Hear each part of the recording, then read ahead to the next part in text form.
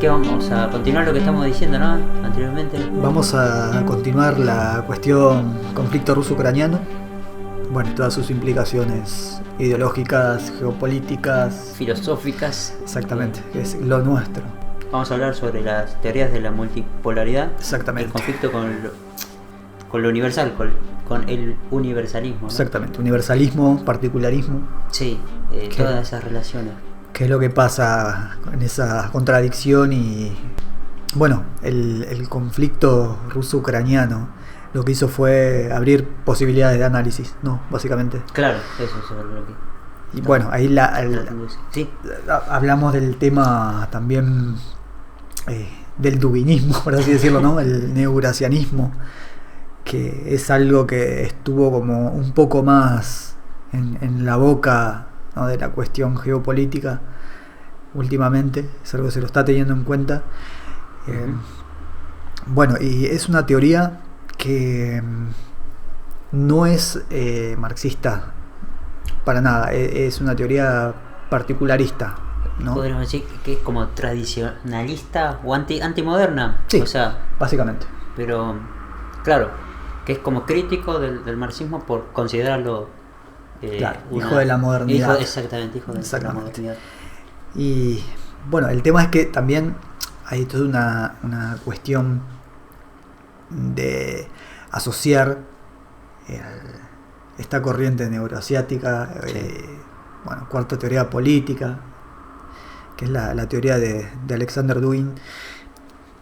Bueno, aparte de compararla con el fascismo, también se está dando una suerte de, no sé si llamarla colaboración, pero sí una especie de unidad, ¿no?, con el marxismo-leninismo, justamente por ser una teoría de la multipolaridad.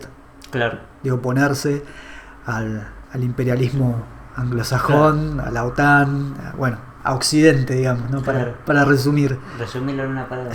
A la idea de Occidente. Bueno, creo que vamos a ser los primeros marxistas argentinos en hablar de esto.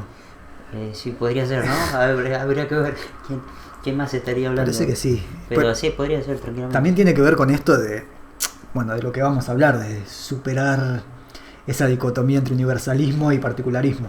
Claro, que por lo general no se lo ve desde las izquierdas, desde este lado, ¿no? Las izquierdas y payas. Las izquierdas y payas. Las izquierdas... hay un problema igual, me parece a mí, con la idea que tienen las izquierdas sobre los imperios, ¿viste? Como cualquier acto de un gobierno, claro, cualquier acto internacional de un gobierno es tomado como imperialismo. Claro, incluso si eso es en defensa, digamos, claro, o en defensa del propio territorio que está defendiendo el gobierno, en particular, ¿no? En este caso Rusia, estoy pensando. Exactamente. ¿No? Pero porque a veces lo que pasa es eso, ¿no? Como en la relación entre los estados, digamos, la única defensa que queda a veces es hacer la guerra, claro, en definitiva, ¿no? Claro, exactamente. No sé, bueno, de cualquier juicio de valor que uno pueda tener sobre la guerra, ¿no? Eso siempre quedó claro, pero bueno, no importa. No, sí, para perseverar en su ser, digamos, ese estado, bueno, tiene que hacer lo que tiene que hacer, digamos. Claro. Bueno, retomando esta cuestión, el origen del conflicto es inseparable de un conflicto global, ¿no?, más grande, de una contradicción más grande, pero que se expresa concretamente, en este caso, bueno, en Rusia-Ucrania. Claro. Ucrania sería como el centro, ¿no?, el punto pivote, digamos,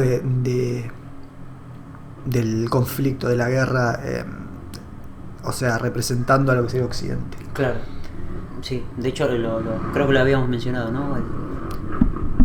Sí, el tema es que, bueno, también el hecho de que es un particularismo, ¿no? Que tiene esa combinación de ser, exactamente, de ser bancado y de bancar el orden occidental imperante, y al mismo tiempo ser un país que se rige está regido muy fuertemente por una ideología etnonacionalista, ¿no? Y rusófoba directamente. Lo cual, bueno, ahí también está la cuestión de que al liberalismo en su universalismo, no le importa ser iliberal a veces, ¿no? Cuando tiene que imponer su agenda, no le interesa colaborar directamente con fascismo, etcétera. No, claro, digo, me parece que el objetivo es como la reproducción de ese sistema político, económico.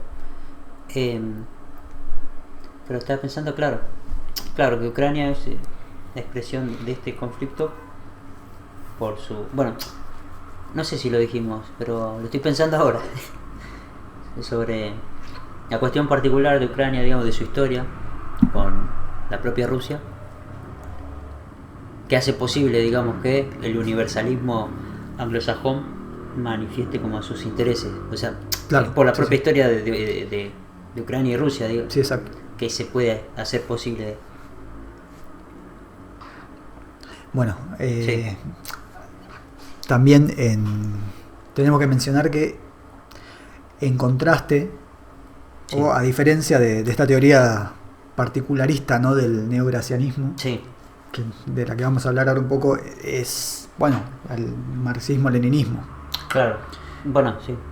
Claro. Cómo actúan a través del marxismo. ¿Cuál es la relación, ¿no?, entre lo particular y lo universal? O sea, que no es igual, obviamente, ¿no?, al universalismo liberal. Exactamente. Y tiene como una... Bueno, hay que ver, ¿no?, igual qué tipo de izquierda o de... no sé si... Bueno, la de acá ya dijimos que no, la cipaya, digamos, no entiende la relación particular también de cada estado. Que en definitiva es una cuestión de forma y contenido, ¿no? Exactamente. Cómo se expresa, en qué forma particular se expresa un conflicto, ¿no?, una contradicción, y cómo eso hace que cambie la importancia de la contradicción, que se vuelva primaria o secundaria. Claro. También volviendo, bueno, retomando a Mao, ¿no? Estaba volviendo a leer hace poco sobre la contradicción, y bueno, queda muy en claro eso, que la izquierda, que proclama una suerte de universalismo, ¿viste?, de moralismo universal, condenando a Rusia, en este caso en particular, no entiende esa dialéctica, no entiende ese cambio, ¿no?, cualitativo que se puede producir entre forma y contenido, y cuál es la contradicción primaria en un momento y cómo muta, ¿no?, en otra, claro, cómo vuelve a la lucha de clases, cómo se manifiesta en una cuestión nacional. Claro, una cuestión nacional. Ese es básicamente como la tara mental de la izquierda. Claro, sí, como un universalismo ingenuo en un punto. Exactamente. Por eso es que digo que son liberales, ¿entendés? Porque comparten ese mismo universalismo, ¿no?, naif. Inconscientemente, porque no deja de ser en abstracto. Que esto en realidad lo pone en tensión o prueba que no es así, digamos, los conflictos bélicos. O sea, cuando hay conflicto entre estados, digamos, no es lo que prima la cuestión de clases, sino la cuestión territorial, ¿no?, la cuestión nacional, lo que estaba diciendo recién. Sí, la defensa de ese estado para que siga existiendo básicamente la sociedad política. Exactamente, la defensa de la sociedad política, claro, el perseverar en su ser, como diría. Perdón, tío. Pero bueno.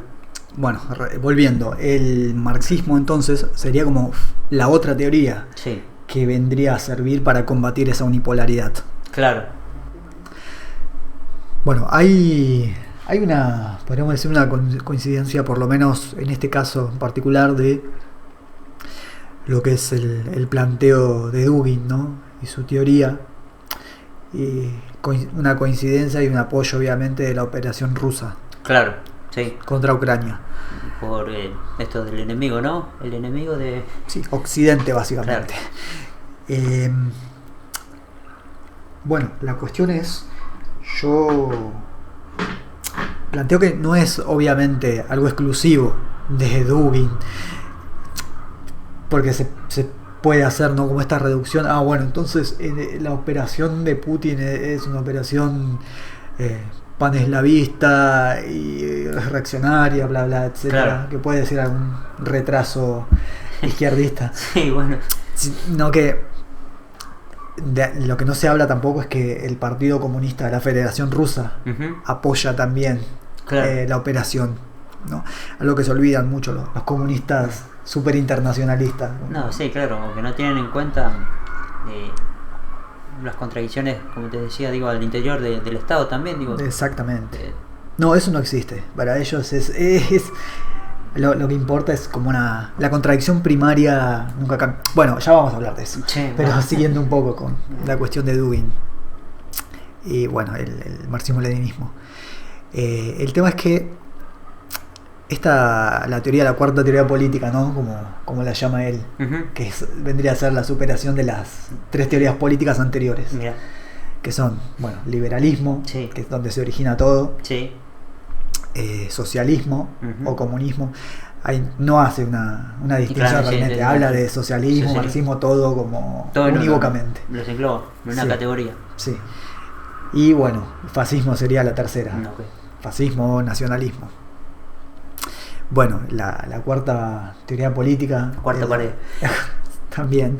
La cuarta teoría política de lo que se trata es de, bueno, intentar una superación de estas 3 teorías, tanto rechazando sus aspectos, digamos, universalistas heredados de la modernidad, claro, y rescatando otros, ¿no? que tiendan más al particularismo, justamente para combatir la unipolaridad occidental. El tema es que es una teoría abierta, ¿viste? Es una teoría que no tiene realmente una praxis clara, como la tiene la marxista-leninista, por ejemplo. Claro. Así que en ese sentido, su particularismo, que tiene que ver, bueno, con esta cuestión de generar multipolaridades, ¿no? Como un poder regional de distintos estados, culturas, con sus tradiciones, etcétera, en las que ya no prima, digamos, el intervencionismo o, bueno, una política exterior agresiva, por así decirlo, ¿no? O tratar de que se reduzca, digamos, esa agresión, ¿no? Lograr una suerte de armonismo. Claro. Sí, particularista en el sentido de que no busca imponer, ¿no? globalmente una forma de gobierno, o una forma de Estado, una forma de cultura, como hace el liberalismo. Claro. El tema es que, bueno, también reconoce, identifica, mejor dicho, en el comunismo, una suerte de heredero, ¿no? Del universalismo liberal. Claro, bueno. La cuestión de clase la toma como si fuera una cuestión inorgánica, si se quiere, ¿no? Como algo externo a ese Dasein, por así decirlo, ese ser ahí de una civilización o una cultura en particular. Entonces, al ser como accesorio, tiende a descartar ese aspecto. Claro. Ahora, el marxismo-leninismo, al contrario, lo que hace es reconciliar tanto universalidad como particularidad. Esa es como la tesis, ¿no? Claro. Nuestra tesis de este podcast. Exactamente. Habría que explicar de qué manera, ¿no? Sí. Bueno, el marxismo-leninismo entonces lo que viene a hacer es, dentro de su internacionalismo y universalismo, comprender a la particularidad, no borrarla. Claro. No se trata de implantar, ¿viste?, como un sujeto abstracto que en el que se puede, digamos, insertar un deber ser exterior, ¿no?, a su cultura, a su nación, etcétera, a sus costumbres. Eso es la forma en que se manifiesta. Claro. ese pueblo, esa civilización, etcétera. Y eso no es algo que el marxismo, como se cree, ¿no? Muchas veces desde el nacionalismo, de estos particularismos, que el marxismo busca borrar y reemplazarlo por un proletario tabula rasa, por así decirlo, ¿no? Desde que busca ese nuevo hombre ser una especie de ser abstracto liberal, un sujeto de derecho y nada más. Para nada. Bueno, y ahí está la cuestión de la dialéctica entre forma y contenido. En este caso, bueno, como decía recién, la forma es la forma particular que toma la forma nacional, ¿no? Cultural propia, particular que toma. Sí, histórica, ¿no? Histórica también, obviamente. Y la relación con el contenido, que es, bueno, la lucha de clases. Claro, ese es el contenido, ¿no? Que es lo que unifica, exactamente. Lo que unifica a toda la humanidad, en realidad. Claro, que ahí está, ¿no? El universalismo, de alguna manera, expresado. Que implica un cambio, bueno, la superación del modo de producción actual. Sí. Y la elevación a clase nacional, claro, de ese proletariado. Eso vendría a ser como lo común. Exactamente. Ahora, las diferencias entre estas teorías son claras, ¿no? Y está bueno marcarlas. Ahora, en la práctica se puede dar una alianza, ¿no?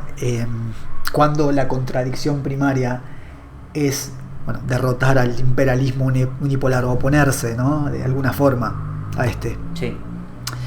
En ese sentido, bueno, no somos dogmáticos tampoco. No, creo que como en ningún sentido sería conveniente ser dogmático. Sí, filosofía antidogmática, ¿no? No ser dogmático ni en casi nada, va, nada, supongo. Porque es como... En definitiva sería un poco dialéctico, ¿no? Como... Es que se suele confundir eso, me parece, ¿no? Cuando se habla de antidogmatismo, se entiende como una suerte de estar libre de cualquier método, ¿viste? Claro. O de cualquier matriz que uno tenga para interpretar la realidad. Que es imposible. Que es imposible, o sea... A ver, malentender el dogmatismo, ¿viste? Por hacer cualquier cosa. Claro. ¿Entendés? Por no tener... no tener ningún horizonte, tampoco es eso dogmatismo. Se trata de, dentro de esa estructura, ¿no? Y de esas herramientas para analizar la realidad, entender cómo, bueno, va cambiando justamente la forma, ¿no? De cómo se expresa la realidad. Exactamente. Que es cambiante por muchas cosas, ¿no? Incluso por el accionar del hombre, ¿no? También. Y que la materia se expresa solo a través de la forma. Claro. Así que, bueno, hay que justamente tener en cuenta eso, siempre. No sé en qué estamos. No, que no se puede ser dogmático, decías. Claro, con respecto a las alianzas, ¿no? Claro, las alianzas. Bueno, ahí es como cuando uno tendría que analizar ya lo que es la geopolítica, ¿no? Porque me parece que ahí también es cuando alianzas que ideológicamente serían imposibles por cuestiones así teóricas, pero en la práctica exactamente todo vale, o sea, no es que todo vale, pero si vos tenés si hay como, bueno, es esto, ¿no? Que también lo dice Gustavo Bueno en el mito de la izquierda. Digo, si bien las izquierdas no están enfrentadas a muertes entre sí, coinciden en un objetivo temporariamente, por lo menos. Quizás, digamos, ponerle las teorías que desarrolla Dewey junto a algunas marxistas, ponele, ¿no? Estoy como haciendo futuro ficción, ¿no? Derrotarían al liberalismo, eso no quiere decir que estarían en paz después. No, la contradicción justamente claro. sigue estando, sí, claro, ¿no? Sigue existiendo, sí, siempre hay contradicción. Y se van, digamos, la jerarquía que tengan depende justamente del contexto. Exactamente. Pero hay contradicción porque la propia realidad es así, es contradictoria, en algún punto. Aunque bueno, también podríamos argumentar que el marxismo tiene las herramientas para superar esa contradicción, ¿no? Para reconciliarlo. Sí, tendría, en teoría, digamos. Porque es difícil también por ahí tratar, ¿no? También hablando concretamente de Argentina, No, bueno, sí. una posible alianza marxista-leninista y nacionalista, etcétera, porque hay un sesgo ideológico muy fuerte. Hay como una serie de dogmatismos que hacen la mayor de las veces, ¿no? Como imposible cualquier tipo de alianza estratégica. Sí. Con el peronismo, ¿no? También, Claro. que es como la fuerza más importante. No, desde ya, sí. Quizás, bueno, históricamente, ¿no? El desarrollo Exacto. de cada movimiento o doctrina filosófica, como se quiera que se defina cada una, ¿no? Tanto el peronismo como el marxismo. Pero sí se hace complicado, ¿no? Como que cada uno se acusa de algo a otro y no terminan de ver qué es lo que se podría tener en común, o por lo menos el enemigo en común, ¿viste? Sí. ¿Eh? Ni en eso siquiera, Claro. hay un consenso. Al amigo todo y al enemigo injusticia y no hay consenso en eso tampoco, ¿viste? Pero supongo yo que es por este dogmatismo, ¿no?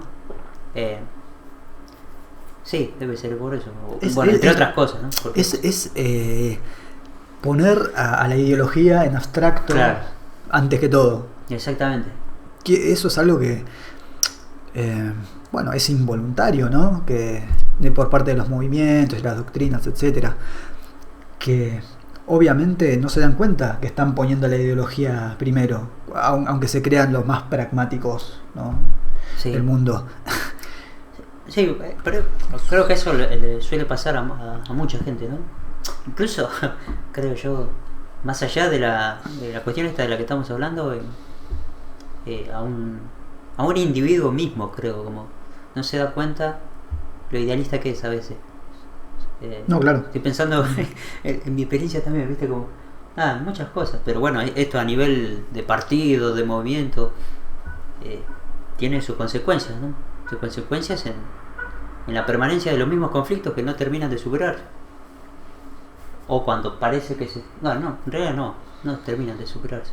No cambian cualitativamente, digamos, ¿no? Claro, hay como una regresión siempre. Exactamente, una cuenta regresiva, justamente. Pero bueno, eso con respecto, ¿no?, a esta cuestión nacional. Al mismo tiempo entiendo y no culpo a muchos nacionalistas, o como se les quiera llamar, Tradicionalistas, del campo popular, si se quiere. No, también, ¿no? Tradicionalismo y todas esas corrientes, no los culpo en el hecho de que piensen, ¿no?, que lo que quiere el socialismo y el marxismo es esta especie de sujeto universal despojado de toda identidad, porque eso es muchas veces lo que la izquierda predica. Exactamente. Porque justamente no entendió los principios del materialismo dialéctico. Así que eso es lo irónico, que muchos son antimarxistas por un marxismo mal entendido, claro, ya de por sí, ¿entendés? No son antimarxistas entonces. Claro, pero son antiizquierdistas en un sentido por ahí próximo al nuestro también. Claro, pero no solo como a nivel, ¿cómo decirlo?, a nivel popular o mainstream de comentario de internet, ¿viste? Como que hay gente que ni siquiera lo leyó, sino gente como que ya está como metido dentro del panorama político, o sea que debería más o menos, por lo menos, no sé, haberlo leído o haberlo... Sí, manejarse otros conceptos básicos. Pero bueno, pero es increíble que los propios que se definen así como, no sé si se definen, bueno, izquierda trotskista, no es, no sé si en definitiva se podría considerar marxista, ¿no? Bueno, ellos se llaman marxistas, claro, todavía hasta el día de hoy. Bueno, es eso, porque estaba pensando, ¿no? Como hay veces donde, no sé si estos tradicionalistas que decís vos, o sin querer, son más marxistas que aquellos que se dicen marxistas. Puede ocurrir, sí. Puede ocurrir. Pero bueno, eso pasa igual. En el análisis, por ahí, en un análisis geopolítico, ¿no?, más ligado a la realpolitik, si se quiere. En ese sentido, como por ahí pueden terminar siendo más materialistas que quien se dice marxista. Sí, de esta de la izquierda cipaya. Sí, izquierda cipaya. Que así es como le vamos a decir a la izquierda indefinida de ahora en más. Sí, a esta, ¿no? De acá, vamos a decirle izquierda cipaya. Digo, Argentina. Bueno, yo le diría de acá. No sé si a otra más, ¿viste? Cuando se hable más. Porque bueno, hay algo que cambia también, ¿no? Como ¿qué izquierda? O sea, que también está como en el libro de Gustavo Bueno, Mito de la izquierda.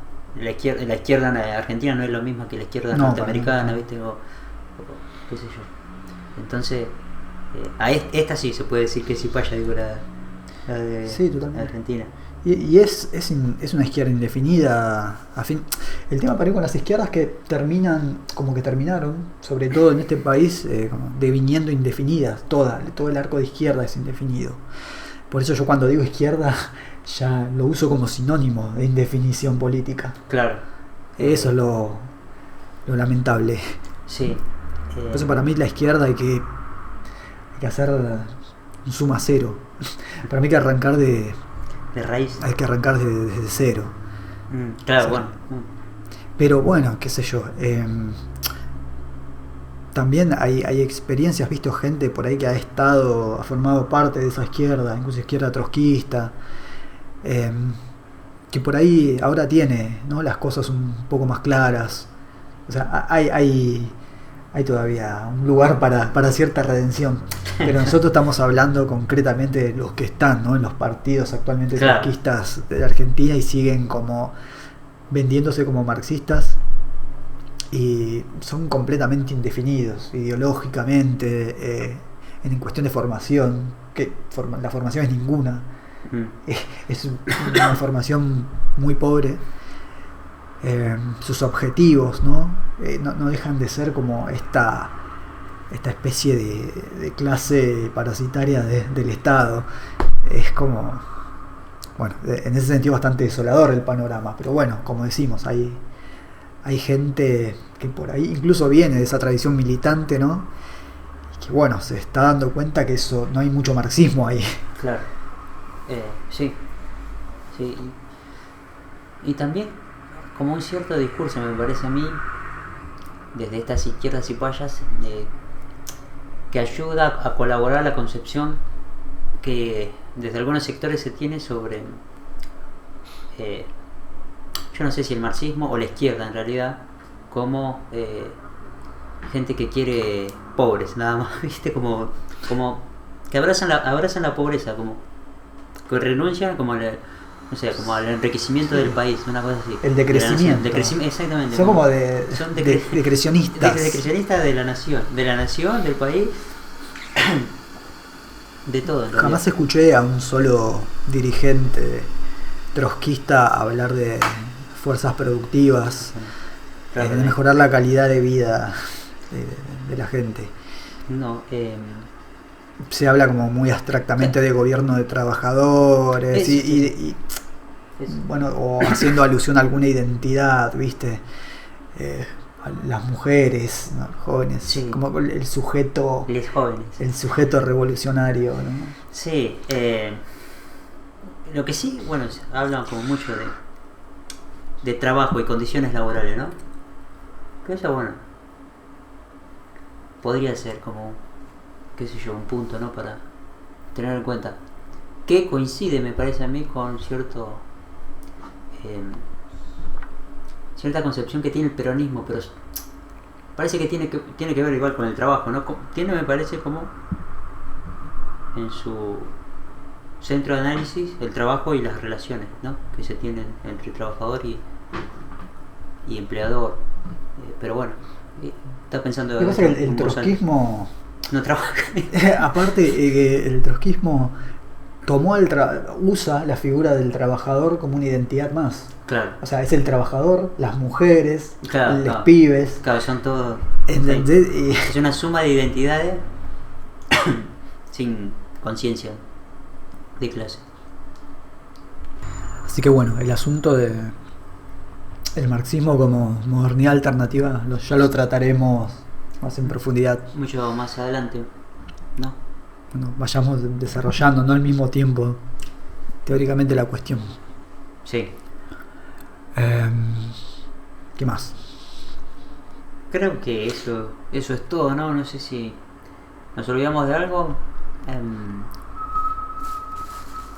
Con respecto al conflicto, Ucrania, Rusia, ya me parece que ya lo dijimos todo. Sí, hablamos bastante al respecto.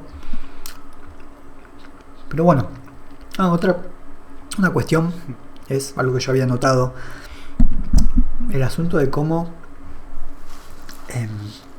esta izquierda que no entiende el materialismo dialéctico termina estando de alguna forma, entre comillas, a la derecha, ¿no? Del particularismo, por ejemplo, de Dewey, en el sentido de que al pensar en este sujeto abstracto, ¿no?